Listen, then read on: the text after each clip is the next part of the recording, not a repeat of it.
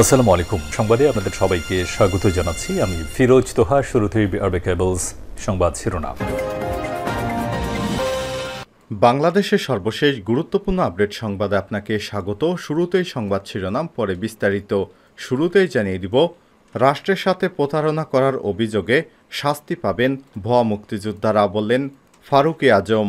মুক্তিযোদ্ধা না হয়েও যারা মুক্তিযোদ্ধা দাবি করে এতদিন সুযোগ সুবিধা গ্রহণ করেছেন, তারা রাষ্ট্রের সঙ্গে প্রতারণা করেছেন, এজন্য তাদের ভয়ানক শাস্তি পেতে হবে বলে মন্তব্য করেছেন অন্তর্বর্তীকালীন সরকারের মুক্তিযোদ্ধা বিষয়ক উপদেষ্টা ফারুক আজম বীর প্রতীক।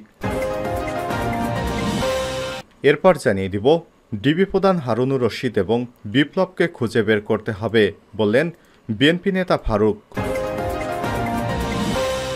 এদিকে যুক্তরাজ্যে শেখ হাসিনার আশ্রয় নিয়ে যা বললেন রূপা হক।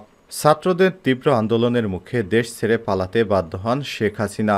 শেখ হাসিনাকে এবার যুক্তরাজ্য আশ্রয় দেয়া হবে না বলে জানিয়েছেন রূপা হক। এদিকে তরুণেরা বিশ্ব গড়ে তুলতে প্রতিশ্রুতিবদ্ধ, বললেন ডক্টর মোহাম্মদ ইউনুস। জানিয়ে দিব, আগামীতে দেশ পরিচালিত হবে মেধার ভিত্তিতে, বললেন বিএনপির জাতীয় স্থায়ী কমিটির সদস্য ডক্টর আব্দুল মঈন খান। এবং সর্বশেষ জানিয়ে দিব, এবার চট্টগ্রামে শেখ হাসিনা এবং নওফেল সহ 34 জনের বিরুদ্ধে হত্যা মামলা। চট্টগ্রামের বহরহাটে তানভীর সিদ্দিকীকে হত্যার অভিযোগে সাবেক প্রধানমন্ত্রী শেখ হাসিনা এবং সাবেক শিক্ষামন্ত্রী মহিবুল হাসান চৌধুরী নওফেল সহ 34 জনের বিরুদ্ধে মামলা করেছে নিহতের পরিবার। প্রিয় দর্শক, এতক্ষণ শুনছিলেন সংবাদ শিরোনাম, এবারে বিস্তারিত। তবে তার আগে বন্ধুরা, অনুরোধ থাকবে সংবাদটিতে একটি লাইক দিন, আর এই চ্যানেলে আপনি নতুন হয়ে থাকলে আমাদের সংবাদটি দেখতে দেখতে চ্যানেলটি সাবস্ক্রাইব করে রাখুন, যাতে করে আমাদের পরবর্তী লেটেস্ট আপডেট সংবাদগুলো সবার আগে আপনার কাছে পৌঁছে যায়। কমেন্ট করে আপনার মূল্যবান মতামত জানিয়ে দিন আপনি বিশ্বের কোন দেশ থেকে আমাদের সংবাদটি দেখছেন এবং শুনছেন। এবারে বিস্তারিত। রাষ্ট্রের সাথে প্রতারণা, শাস্তি পাবেন ভুয়া মুক্তিযোদ্ধারা, বললেন ফারুক আজম। মুক্তিযোদ্ধা না হয়েও মুক্তিযোদ্ধা দাবি করে সুযোগ সুবিধা আদায়কারীদের রাষ্ট্রের সাথে প্রতারণার দায়ে শাস্তি পেতে হবে বলে মন্তব্য করেছেন অন্তর্বর্তীকালীন সরকারের মুক্তিযুদ্ধ বিষয়ক উপদেষ্টা ফারুক আজম বীর প্রতীক। শনিবার 17 আগস্ট দুপুরে চট্টগ্রাম সার্কিট হাউসে আইন শৃঙ্খলা বাহিনীর সাথে সভা শেষে সাংবাদিকদের এক প্রশ্নের জবাবে তিনি এই মন্তব্য করেন। ফারুক আজম বলেন, ভুয়া মুক্তিযোদ্ধা নানান আঙ্গিকে হয়েছে। যাচাই বাছাই করে যাদেরকে সত্যিকার পাবো তারা থাকবে, আর যাদেরকে পাবো না তারা থাকবে না, চলে যেতে হবে। রাষ্ট্রের সাথে প্রতারণার দায়ে তাদেরকে শাস্তিও পেতে হবে। তিনি বলেন, মন্ত্রণালয় যা যাচাই বাছাই করবে একদিনে বললে তো হবে না, এটা প্রক্রিয়াধীন। ব্রিফিং শেষে মুক্তিযোদ্ধা বিষয়ক উপদেষ্টা ফারুক আজম চট্টগ্রাম নগরীর কোতোয়ালি থানা পরিদর্শন করেন, কথা বলেন পুলিশ সদস্যদের সাথেও। এ সময় ক্ষতিগ্রস্ত থানাগুলোকে স্বাভাবিক অবস্থায় ফিরিয়ে আনতে স্থানীয়দের সহযোগিতা করার আহ্বান জানান তিনি। এ সময় Chittagong metropolitan police commissioner Saiful Islam, জেলা প্রশাসক আবুল বাসার, ফখরুজ্জামান সহ ঊর্ধ্বতন কর্মকর্তারা উপস্থিত ছিলেন। হারুন বিপ্লবকে খুঁজে বের করতে হবে, বললেন ফারুক। পুলিশের অতিরিক্ত কমিশনার হারুনুর রশিদ ও যুগ্ম কমিশনার বিপ্লব কুমার সরকারকে খুঁজে বের করতে হবে বলে মনে করেন বিএনপির চেয়ারপারসনের উপদেষ্টা ও সাবেক বিরোধী দলীয় চিফ হুইপ জয়নুল আবেদিন ফারুক। তিনি বলেন, কোথায় হারুন, কোথায় বিপ্লব? তাদেরকে খুঁজে বের করতে হবে। যারা এই ছাত্র আন্দোলনে গুলির নির্দেশ দিয়েছেন তাদেরকে অবশ্যই খুঁজে বের করতে হবে। শনিবার দুপুরে জাতীয় প্রেস ক্লাব মিলনায়তনে এক আলোচনা সভায় তিনি এসব কথা বলেন। ছাত্র জনতার উপর পুলিশের গণহত্যার নির্দেশদাতা খুনি হাসিনাকে দেশে ফেরত এনে বিচার ও সন্ত্রাসী সংগঠন হিসেবে আওয়ামী লীগকে নিষিদ্ধ ঘোষণার দাবিতে এই আলোচনা সভা করে জাতীয়তাবাদী মুক্তিযোদ্ধা দল। জয়নুল আবেদিন ফারুক বলেন, আমার নেতা তারেক রহমানের একটি শব্দ কোনো পত্রিকায়, কোনো টেলিভিশন প্রচার করতে দেয়নি অবৈধ সরকার। বিগত 16 বছরে শহীদ জিয়ার বিরুদ্ধে কথা বলেছে, তাদেরকে আইনের আওতায় আনতে অন্তর্বর্তীকালীন সরকারকে আহ্বান করেন তিনি। বন্দি চুক্তির মাধ্যমে শেখ হাসিনাকে দেশে এনে বিচারের আওতায় আনার দাবিও করেন তিনি। জাতীয়তাবাদী মুক্তিযোদ্ধা দলের সভাপতি ইশতিয়াক আজিজ উলফাতের সভাপতিত্বে এবং সাধারণ সম্পাদক সাদেক আহমেদ খানের সঞ্চালনায় আলোচনা সভা আরও বক্তব্য দেন বিএনপির স্থায়ী কমিটির সদস্য মেজর হাফিজ উদ্দিন আহমেদ, চেয়ারপারসনের উপদেষ্টা আব্দুস সালাম, ফজলুর রহমান প্রমুখ। যুক্তরাজ্যে শেখ হাসিনার আশ্রয় নিয়ে যা বললেন রূপা হক। ছাত্রদের আন্দোলনের মাধ্যমে সৃষ্ট গণজোয়ারের পদত্যাগ করে দেশ ছেড়েছেন সাবেক প্রধানমন্ত্রী শেখ হাসিনা। বর্তমানে তিনি ভারতে অবস্থান করেছেন। তার পরবর্তী গন্তব্য নিয়ে নানা গুঞ্জন আর আলোচনা শোনা যাচ্ছে।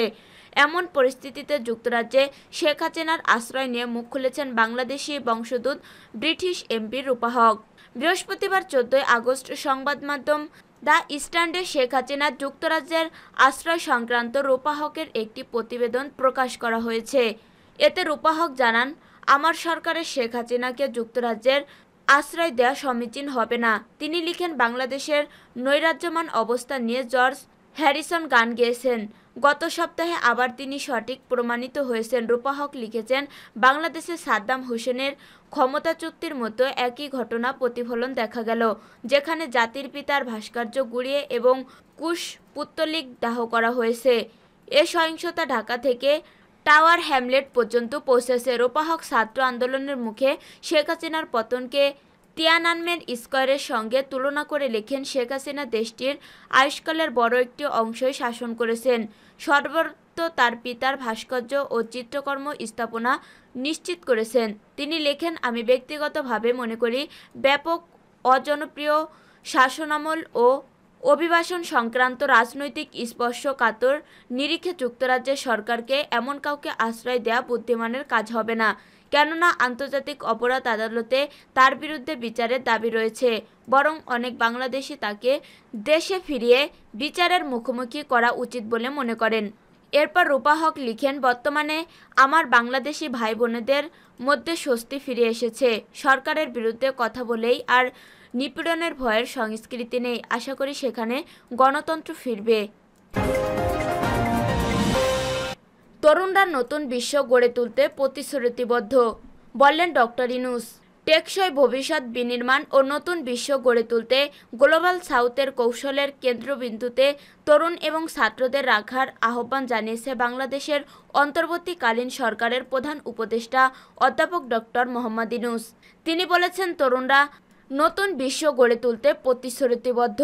গ্লোবাল সাউথ নেতাদের উদ্দেশ্যে তিনি বলেন, আমাদের কৌশলগুলোর কেন্দ্রবিন্দুতে অবশ্যই তরুণ এবং ছাত্রদের রাখতে হবে, যারা গ্লোবাল সাউথের জনসংখ্যার উল্লেখযোগ্য অংশ। আমাদের জনসংখ্যার 2/3 তরুণ এবং তারা সমাজের সবচেয়ে শক্তিশালী অংশ।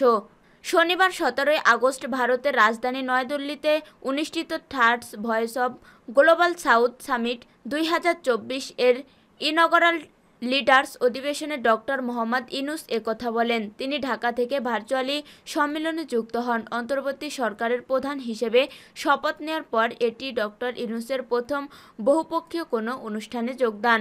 আফ্রিকা, লাতিন আমেরিকা, এশিয়া ও ক্যারিবিয়ান অঞ্চলে দেশ গ্লোবাল সাউথের অন্তর্ভুক্ত। মূলত এসব দেশে মাথাপিছু আয় উন্নত দেশের তুলনায় কম।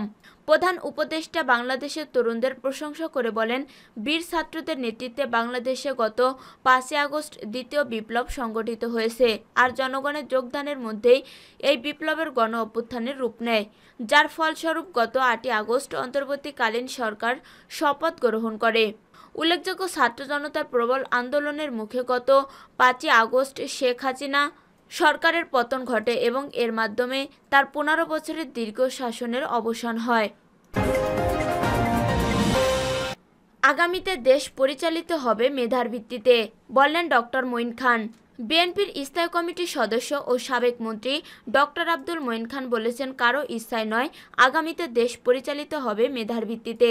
শনিবার 17 আগস্ট দুপুরে নরসিংদীর জিনিসপুরে বৈষম্য বিরোধী ছাত্র আন্দোলনে নিহত স্কুল শিক্ষার্থী তাহমিদের কবর জিয়ারত শেষে সাংবাদিকদের সাথে এই মন্তব্য করেন তিনি। ডক্টর মঈন খান বলেন, আওয়ামী লীগ সরকার দেশে যে গণতন্ত্রকে হত্যা করেছে তা পুনরুদ্ধার করতে হবে। আগামীতে দেশ মেধার ভিত্তিতে পরিচালিত হবে, কারো ব্যক্তিগত ইচ্ছায় পরিচালিত হবে না। আওয়ামী লীগ সরকার দেশে ইন্টারনেট পর্যন্ত বন্ধ করে দিয়েছিল উল্লেখ করে তিনি বলেন, বন্দুকের গুলির চেয়ে ইন্টারনেটের গুলির শক্তি বেশি, তা ছাত্র জনতা দেখিয়ে দিয়েছে। দেশের মানুষকে অত্যন্ত সরল ও সাধারণ উল্লেখ করে বিএনপির এই জ্যেষ্ঠ নেতা বলেন, দেশের মানুষ অর্থ সম্পদ চায় না, তারা মুখ খুলে কথা বলতে চায়, মন খুলে কথা বলতে চায়। ভোটের দিন ভোট কেন্দ্রে গিয়ে নিজেদের পছন্দের মানুষকে ভোট দিতে চায়, কিন্তু আওয়ামী লীগ সেই অধিকার কেড়ে নিয়েছিল, যার কারণে দেশের মানুষ তাদের বিতাড়িত করেছে। কবর জিয়ারত শেষে তিনি নিহত তাহমিদের পরিবারকে সমবেদনা জানান এবং আর্থিক সহযোগিতা করেন। এরপর তিনি কোটা আন্দোলনে নিহত পলাশের গজারিয়া ইউনিয়নের কলেজ শিক্ষার্থী ইমন ও আমজাদ হোসেনের কবর জিয়ারত করে তাদের পরিবারকেও আর্থিক সহযোগিতা করেন। এ সময় উপস্থিত ছিলেন পলাশ উপজেলা বিএনপির সভাপতি ইরফান আলী, সাধারণ সম্পাদক সাইফুল ইসলাম, পৌর বিএনপির সিনিয়র সহ সভাপতি এবং ভাইস চেয়ারম্যান আলম মোল্লা, থানা ছাত্রদলের আহ্বায়ক নাজমুল হোসেন, সোহেলসহ বিএনপি ও এর অঙ্গ সংগঠনের নেতাকর্মীরা।